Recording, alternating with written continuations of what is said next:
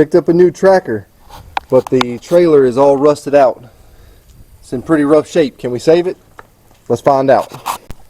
Alright guys, welcome back to the channel. This is Kevin again with Decrepit Racing. This time around we're back out here at the shop again today. We've picked up a new tracker from a buddy of mine. It needed a new trailer underneath it, or at least a lot of love on this one. We're hoping to get by with that lot of love thing. We're going to jump right in. We got a lot of rust to cut out. We're going to have to redo some cross members, add the cross member back on the back, because as you can see probably from the pictures or the opening there, the whole cross member on the back is gone, completely rusted out. We're going to have to make some patches in some places, and then we're probably going to add some like 45 gusset type of tubes to it just to give it some extra strength and know that we're good. That's the plan. We're going to jump in, guys. Let's get it. Alright, so the first thing we're going to do here, I measured the frame out on the trailer. The main tubes are 1.5 inch by 3 inch, and the cross members are 1 by 3 inch. I don't have any that size, but I do have this 2 by 3 inch laying here. I'm going to cut a 45 out of that, and I'm going to go match that up with the frame section right there, so I can actually make a mark on the cross member so I can see where I need to cut it out. I'll end up splitting this, cutting it in half, and then we'll re-weld it to the right width so it all fits like it's supposed to. Yeah, so we're going to go ahead and cut it, and then I'll show you what I mean over there on the trailer by it in just a second.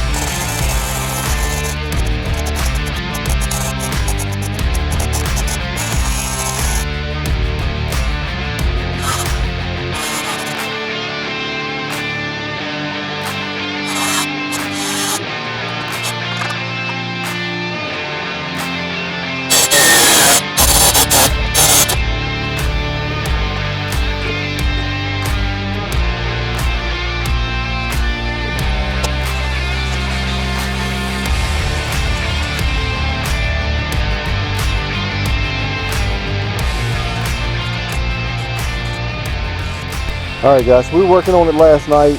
It was getting kind of dark, it's hard to see, so I want to bring you back out, kind of give you a shot of what we did here. We got this one, front cross member all patched up on both sides.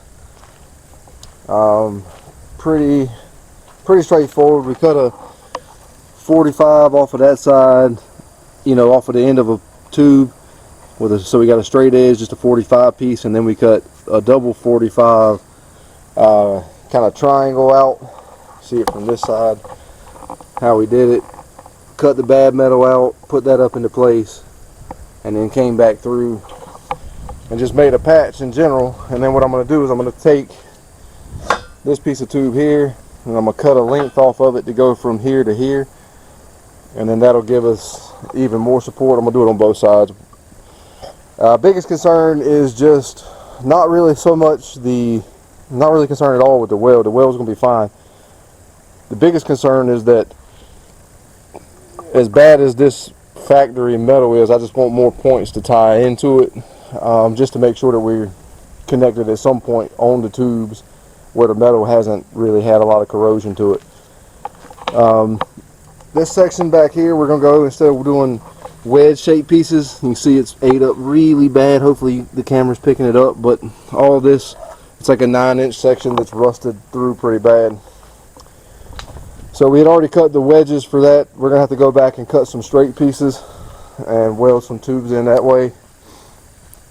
I still could do them on 45s, you know, on either end, and have the wedges like we did on the front. I might still do that because it gives more surface area for the weld. But, like, I mean, the idea would be to come in right in front of the spring perch, you know, up like that, cut that part out, slide this in, and re-weld it. Which, now that I'm looking at it, I got a spot up here at the front that's even messed up, so I really need a longer piece than this even right here. So anyway, that's the plan for that. On the back here, I already got the cut started. If you can see, cut it up there to the top. We just already got the back side marked out, just got to cut that. And I've cut this here board bunk loose.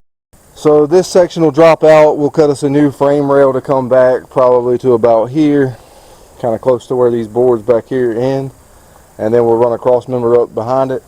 And I got to cut this side off too. You can see it right there. So yeah, I mean, we're making progress. Like I said, the first cross member is done, except for once I get everything else welded to it, I'm going to flip the trailer over with the tractor so I can weld the bottom side real good without having to lay on my back. It just shoots a lot of sparks. It's a lot easier that way. So alright, we're going to keep going, guys. Hope you're enjoying the video. Let's get it.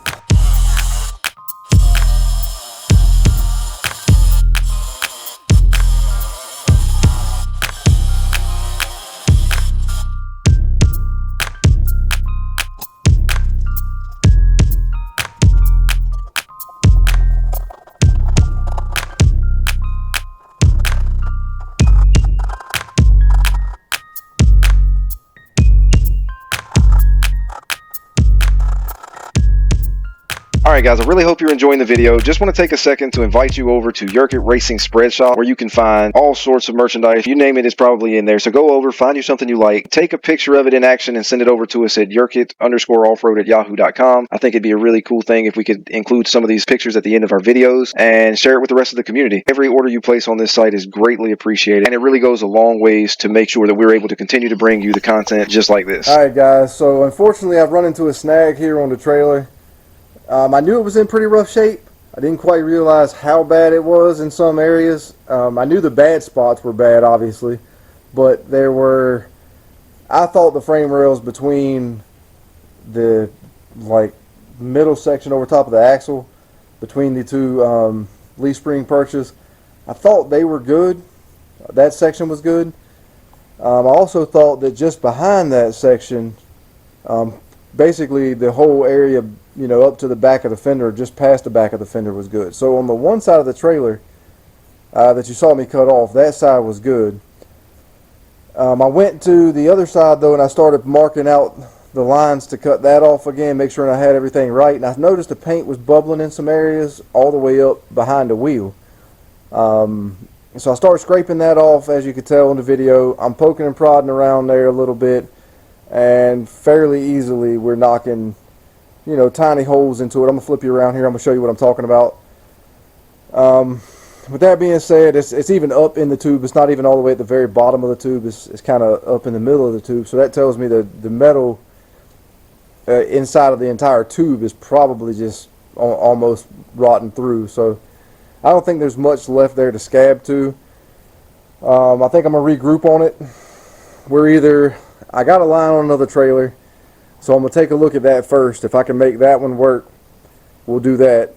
If not, the other option is going to be to come back on trying to save this one. I'll have to go up and just cut the frame rail up further, which if I do that, I'm probably just going to go ahead and cut it up above the front cross member and run 9-foot rails the whole way back, scab that into the front part of the after it wise and comes around, because I don't have anything to roll the tubing with. Otherwise I just do complete new frame rails up. But that's where we're at. Then it'll just be it'll actually be an easier repair than what I was trying to do anyway. I was trying to do it a little bit cheaper, save some money on the tubing, but as it is, I just think it's worthless. I think we're going to be chasing our tail. I think we'll end up with more problems, more headaches down the road. So that's the plan there. Unfortunately, it just didn't quite go like I hoped today, but it's like that sometimes. This is real life. I got to go with what we got. So I appreciate you guys following along with the video. Hopefully you enjoyed it. I will bring you back for another one once I know what we're going to do about a solution for the boat trailer, whether it's fix this one or just kind of show you around the new one we get. So anyway, guys, I appreciate it again. Thanks for the journey following with us. We'll see you on the next one. God bless.